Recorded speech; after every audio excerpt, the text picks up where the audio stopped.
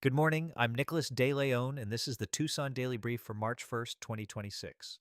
Turning to government and policy, Tucson's budget gap may be $67.5 million, nearly double the figure City Hall acknowledged. Tucson Agenda reports that internal projections place the deficit closer to $67.5 million, not the $40 million figure previously cited by city officials. City Hall is quietly evaluating what's on the table, including a possible return of red light cameras, fare-free transit cuts, adjustments to RTA next contributions, pension payment schedules, and gem show revenues as potential levers. That's according to Tucson Agenda. Pima County voters face a pivotal transportation question. Propositions 418 and 419. Tucson Agenda and AZPM both report that the RTA next election, a $2.67 billion regional transportation spending plan, is on the March ballot. The measures ask voters to maintain the existing 0.5% Pima County sales tax first approved in 2006.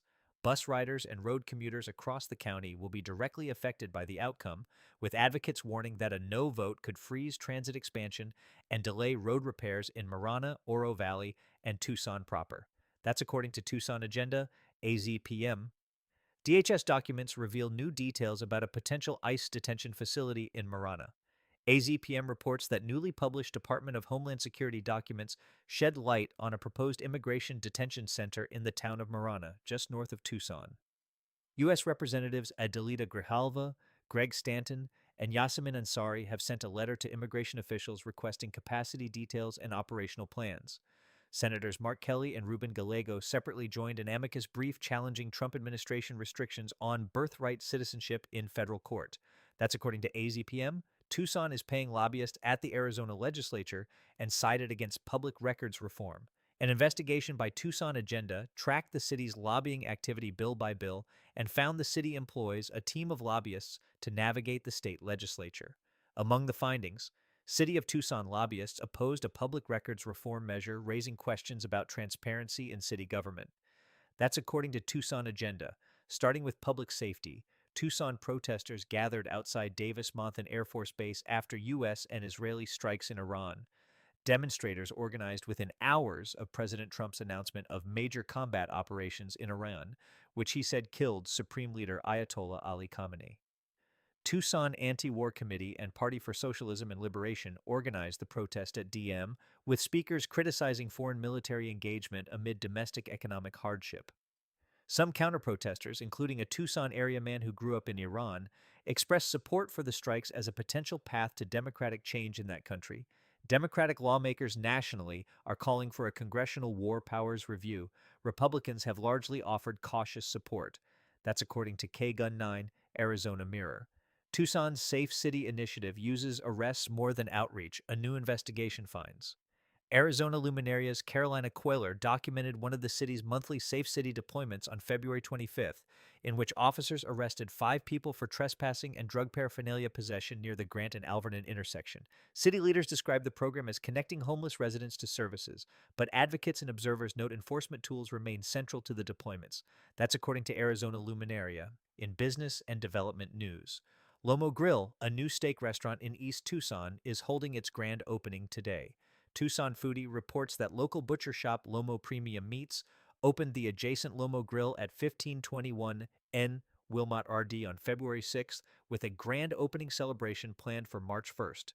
The 1,500 square foot restaurant, seating 26 guests in a former New York pizza department space, offers a choose your own cut steak concept. That's according to Tucson Foodie. Oro Valley stormwater utility fees are rising starting July 1st.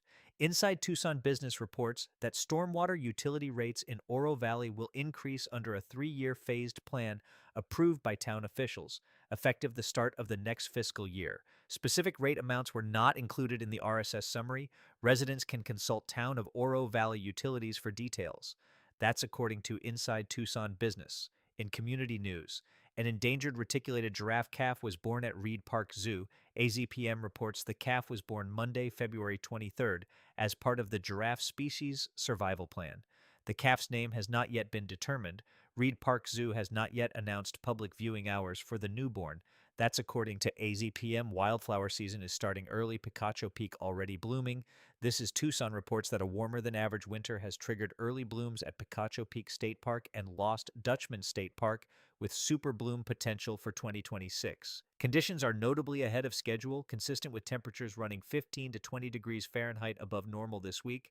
That's according to This is Tucson, Arizona Daily Star. And now your Tucson weather forecast. No active NWS watches, warnings, or advisories for the Tucson area. Alert, record heat likely today and Monday. NWS Tucson's morning forecast discussion warns that high temperatures will approach, tie, or break daily records. Tucson's all-time record for March 1st is 87 degrees Fahrenheit, set in 1986. Today's forecast calls for a high near 91 degrees Fahrenheit. Monday's record is 91 degrees Fahrenheit, 2009. The forecast again calls for 91 degrees Fahrenheit. Today, Sunday, March 1st, sunny. High near 91 degrees Fahrenheit. West-southwest wind 1 to 8 miles per hour. 0% chance of precipitation. Tonight, mostly clear. Low around 55 degrees Fahrenheit. South-southwest wind around 6 miles per hour. Tomorrow, Monday, March 2nd, sunny. High near 91 degrees Fahrenheit. South-southwest wind 2 to 13 miles per hour with gusts up to 22 miles per hour.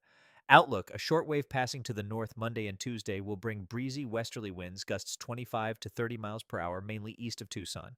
Temperatures will drop about 7 to 10 degrees Fahrenheit by Tuesday, high near 84 degrees Fahrenheit, but will still run roughly 10 degrees above normal. Wednesday brings brief ridging and another sunny day near 84 degrees Fahrenheit. An upper low may develop near Baja California next weekend, which NWS is monitoring for possible moisture, but the current forecast remains dry. Temperatures trend back towards seasonal normals by late next weekend. Minimum relative humidity will be 10 to 20% through midweek, elevated fire weather conditions possible. That's your Tucson Daily Brief for March 1st, 2026. I'm Nicholas De Leon. Have a great day.